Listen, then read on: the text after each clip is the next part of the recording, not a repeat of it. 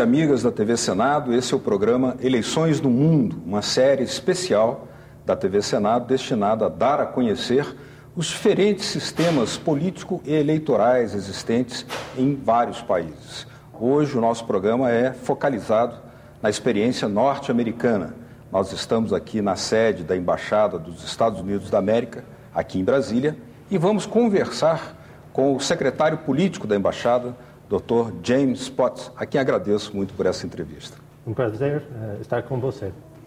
Dr. James, o senhor poderia explicar aos nossos telespectadores como funciona o sistema de eleição presidencial nos Estados Unidos? O sistema é semelhante em alguns aspectos. É que temos eleições cada 4 anos. No caso dos Estados Unidos, os últimos em 2008, é que pode dizer que temos as eleições nos anos das Olimpíadas e no Brasil nos anos da Copa Mundial.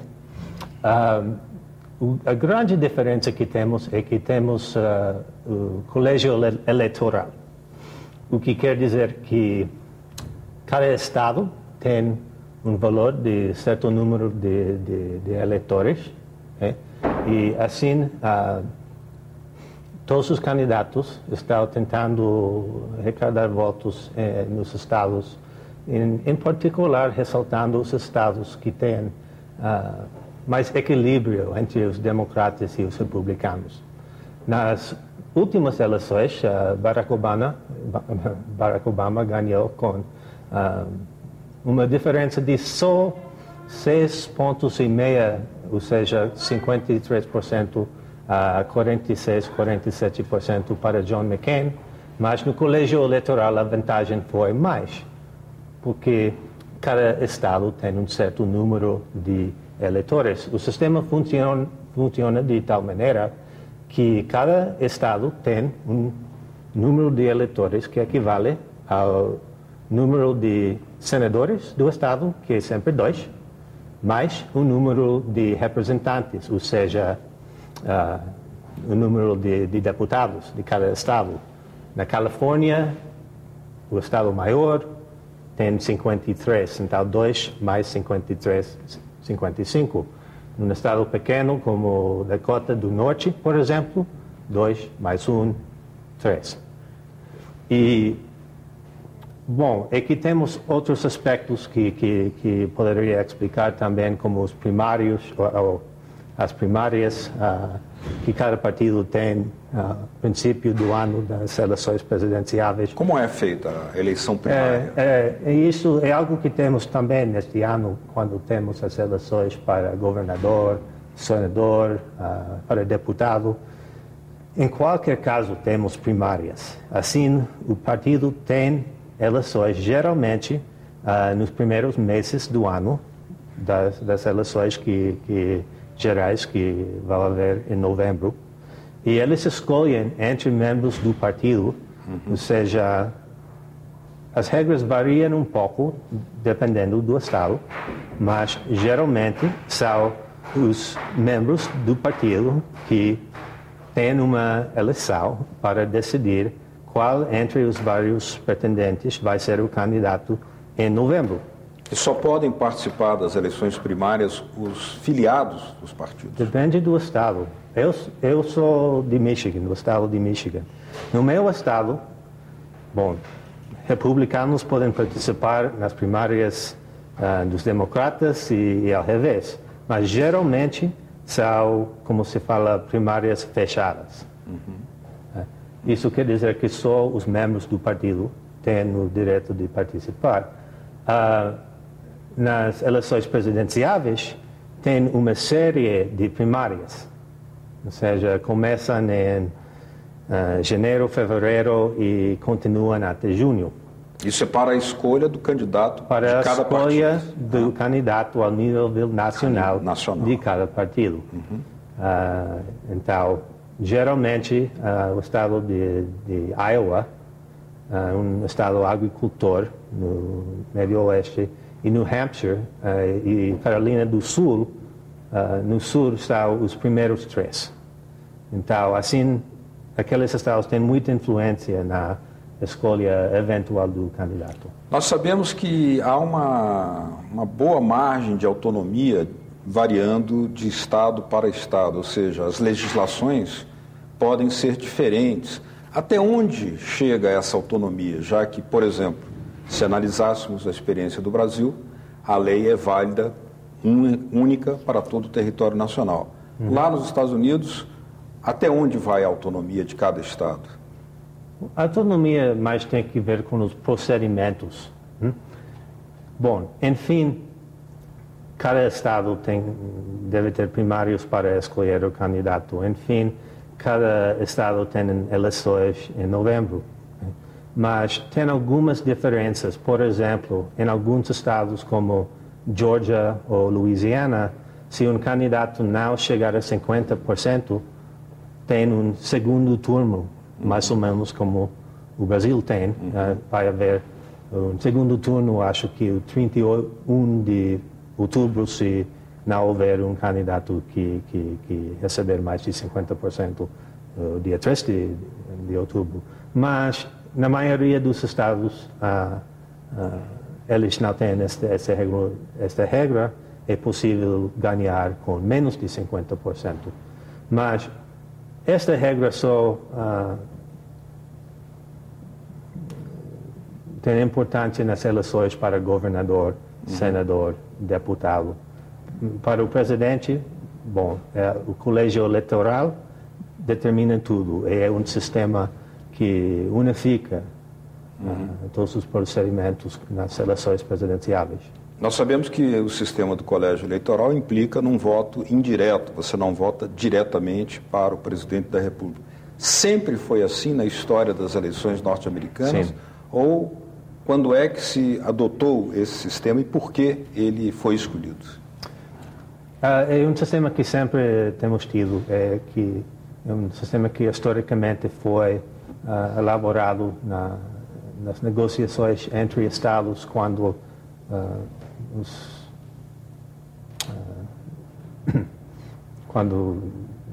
o país foi, a Constituição foi elaborada em 1787 e sempre temos tido. Desde a independência. Sim. E foi então, o caso das eleições de 2000 foi famoso pela razão que o presidente Bush ganhou no colégio eleitoral, enquanto o outro candidato, Al Gore, teve ao nível nacional mais votações no voto popular.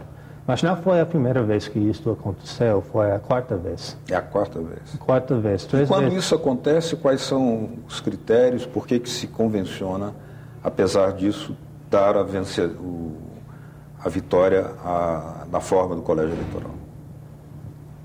Uma tradição que temos é que sempre existem algumas preocupações sobre o uso de um sistema que foi elaborado há 200 anos, mas geralmente é bem aceitado, porque é um sistema tradicional. Algumas coisas na política são coisas que foram elaboradas há 200 anos, mas estamos contentes com o processo e vamos continuar daqui para adiante. Quem acompanha as eleições norte-americanas sabe que o voto não é obrigatório e também sabe que, historicamente, tem havido uma margem de abstenção muito grande. Como é que isso é explicado?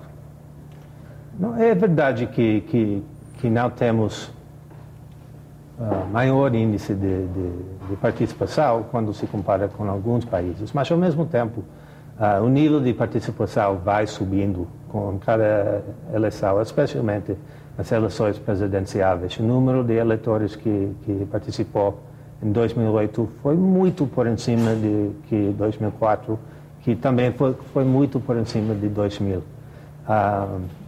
Bom, nas eleições deste ano, para governador, senador, deputado, vai ter um pouco menor índice, porque não tem eleições presidenciais que vão atrair. Mas, ao mesmo tempo, a participação é geralmente alta e subindo.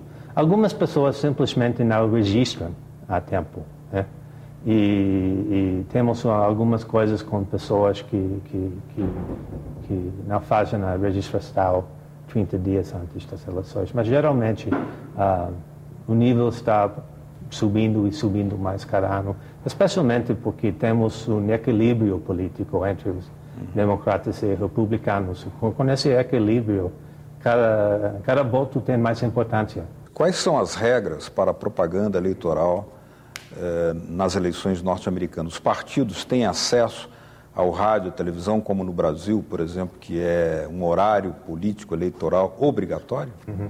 Bom, o nosso sistema se diferencia muito com o sistema brasileiro nesse aspecto, que não temos o mesmo nível de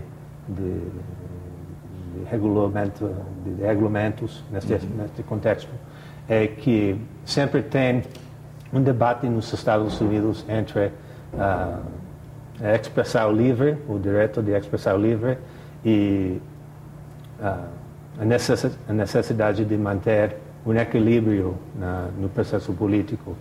E temos vários leis que foram aprovados pelo Congresso para manter para ter limites na quantidade de dinheiro que um candidato pode recaudar de várias sociedades, sindicatos, indivíduos. Mas, enfim, quando falamos de propaganda na televisão, no rádio, é que cada candidato pode recaudar fundos e assim usar os fundos para ter propaganda no rádio. Não temos limites, segundo o partido, como vemos no Brasil, em que o número de minutos e segundos fica definido segundo o número de deputados que foram elegidos nas últimas eleições. Não temos nada semelhante neste aspecto. Para o acesso depende do partido ter capacidade financeira de comprar o espaço?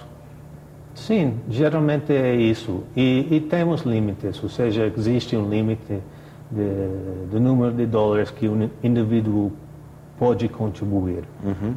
Assim, recaudação de fontes pela internet é muito mais importante que antes, porque deve ter uma organização de base para poder atrair torcedores que querem contribuir com $50, $100, e assim vai acumulando os recursos para poder fazer a propaganda.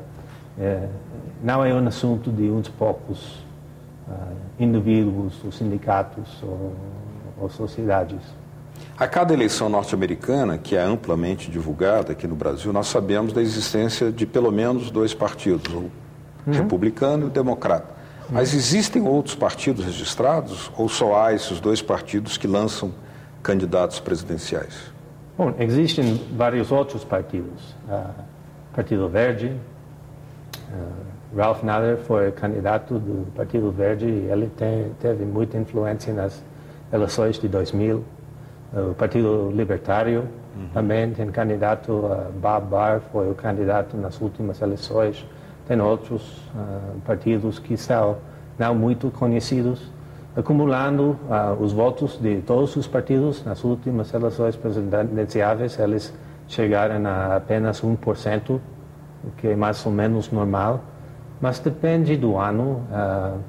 Bom, Ross Perot foi candidato independente em 92 e 96. Candidato independente não tem partido nenhum? Não tinha partido. A lei permite que ele se lance independente? Isto também. Temos, de vez em quando, candidatos independentes que concorrem. E a verdade é que eles, historicamente, tinham um pouco mais sucesso que novos partidos, pode-se dizer. Uhum. Bom, nas eleições dos estados, nós acompanhamos que, muitas vezes, ela vem seguida também de um plebiscito, são votadas outras questões ecológicas. Como é que isso funciona? Bom, é um assunto bem complicado e quase impossível de descrever. Cada estado tem regras diferentes. Um referendo pode ser em alguns estados se recauda certo número de assinaturas e tem um referendo e um plebiscito em que as pessoas, os eleitores têm que votar sobre assuntos que normalmente os senadores e deputados consideram, ou seja, pode haver um referendo sobre reforma previdencial. Né? Isto aconteceu... Sobre uma questão ecológica, como houve na Califórnia, por exemplo. Também, este tipo de coisa, mas depende do estado. A Califórnia tem regras que facilitam mais iniciativas deste tipo, ou seja, o número de assinaturas que tem que recaudar depende do estado. Em alguns estados simplesmente não têm essa possibilidade de ter referendo deste tipo. E também tem, teve na Califórnia aquele plebiscito sobre o governador. E foi algo particular na Califórnia, ou seja, este processo não existe de igual maneira em todos os estados. Então tem muita liberdade entre os estados para definir. Nós sabemos que os Estados Unidos são o país no mundo que mais recebem imigrantes do mundo inteiro. Até que ponto esses imigrantes que radicam e se transformam em cidadãos norte-americanos podem passar a participar do sistema eleitoral? Quais são os pré-requisitos para que eles tenham também a cidadania eleitoral? Bom, cada cidadão pode participar nas eleições. A maioria dos cidadãos novos tem alto interesse de participar, historicamente. Mas os passos para ser cidadão são os mesmos passos que historicamente temos tido. Não havia muita mudança nesse aspecto. É claro que os imigrantes, particularmente da América Latina, tinham uma influência na política de vários estados. Na maioria dos estados, os imigrantes votam um pouco mais pelos democratas, mas não em todos os casos. Tem diferenças, por exemplo, na Flórida, entre a comunidade cubana, que mais respalda os republicanos, e a comunidade da América Central, que mais respalda os democratas. Mas se vê a influência, se vê que alguns estados têm mudado, ou seja, estados que eram historicamente com os democratas ou com os republicanos, que têm mudado um pouco na última geração. E geralmente isso tem muito que ver com a migração e com os novos emigrantes que estão votando pela primeira vez. Muito bem, eu queria agradecer a participação do Dr. James Stotts nessa série de programas Eleições no Mundo, da TV Senado. O Dr. James Stotts é secretário político da Embaixada dos Estados Unidos da América, aqui nos Estados Unidos. Muito obrigado pela sua participação. Obrigado, foi um prazer falar. Obrigado mesmo. E a vocês que nos acompanham, fiquem seguindo a nossa programação. TV Senado, Eleições no Mundo. Até a próxima.